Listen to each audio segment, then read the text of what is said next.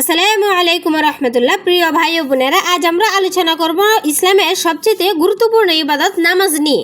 নামাজ এমন একটি ইবাদত যা আল্লাহ তাআলা মেরাজের রাতে সরাসরি রাসূল সাল্লাল্লাহু আলাইহি সাল্লামকে দান করেছেন। নামাজ ছাড়া ইসলামের ভিত্তি দুর্বল হয়ে যায়। নামাজের গুরুত্ব ও ফরজ হওয়ার কারণ নামাজ ইসলামের 5টি স্তরের মধ্যে দ্বিতীয়। আল্লাহ তাআলা বলেন, নিশ্চয় নামাজ অশ্লীল ও অন্যায় কাজ থেকে বিরত রাখে। যে ব্যক্তি নামাজ কায়েম করে তার চরিত্র সুন্দর হয়, তার জীবন নিয়ন্ত্রিত হয়, তার অন্তর আল্লাহর সাথে যুক্ত থাকে। কিয়ামতের দিন প্রথম হিসাব হবে নামাজের। রাসূল সাল্লাল্লাহু আলাইহি সাল্লাম বলেন, কিয়ামতের দিন বান্দার প্রথম নামাজের হিসাব নেওয়া হবে।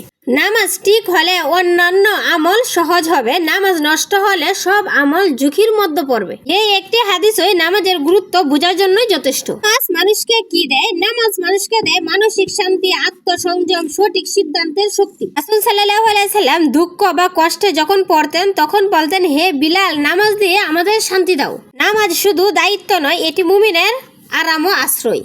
দেখেন ভাই ও বোনেরা, আজকের সমাজে দেখা যায় ব্যস্ততার অজুহাত, মোবাইল ও দুনিয়ার আসক্তি নামাজের গুরুত্ব না বুঝা। কিন্তু চিন্তা করুন, দুনিয়ার কাজের জন্য সময় আছে, অথচ আল্লাহ তাআলার জন্য 5 থেকে 10 মিনিটই নেই। এটি আমাদের ঈমানের জন্য বড় সতর্কতা। নামাজ ছেড়ে দেওয়ার ভয়াবহ পরিণতি এসেছে। তাদের পর এমন এক সম্প্রদায় এলো যারা নামাজ নষ্ট করলো।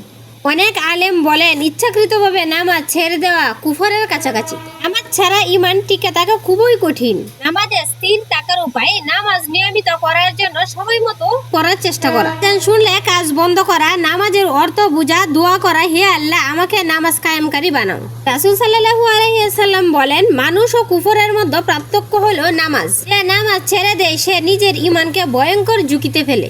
কোনো সাধারণ গুনাহ নয়, নামাজ আল্লাহর সাথে সরাসরি সাক্ষাৎ। নামাজে আমরা আল্লাহর সামনে দাঁড়াই, আল্লাহ আমাদের কথা শুনেন, আমরা আল্লাহর সাথে কথা বলি। হাদিসে কুদসিতে এসেছে, সূরা ফাতিহা আল্লাহ বান্দার মাঝে ভাগ করা হয়েছে। চেয়ে বড় সম্মান আর কি হতে পারে? নামাজ ছাড়া কোনো আমল পূর্ণতা পায় না। একে বলেন আমার অন্তর ভালো, কিন্তু প্রশ্ন হলো অন্তর ভালো হলে নামাজ ছাড়া যায় কিভাবে? হীন আমল যেন শিকড়হীন গাছ, ইঞ্জিন ছাড়া গাড়ি। নামাজ হচ্ছে কবরের অন্ধকারের আলো। হাদিসে এসেছে, কবরের প্রথম সঙ্গী হবে নামাজ। নামাজ বান্দাকে শাস্তি থেকে রক্ষা করবে। যেদিন কেউ পাশে থাকবে না সেদিনই নামাজ তার সাথী হবে। দুনিয়া ও আখিরাতে সাফল্যের চাবিকাঠি হচ্ছে নামাজ। নামাজ আদায়কারীর জন্য আল্লাহর পক্ষ থেকে বিশেষ সাহায্য। আল্লাহ বলেন, ধৈর্য ও নামাজের মাধ্যমে সাহায্য চাও। যে নামাজ ধরে রাখে আল্লাহ তার পথ খুলে দেয়। পরিবারের ওপর নামাজের প্রভাব, যে ঘরে বাবা নামাজি, মা নামাজি, যে ঘরে বরকত নেমে আসে, সন্তানদের চরিত্র সুন্দর হয়।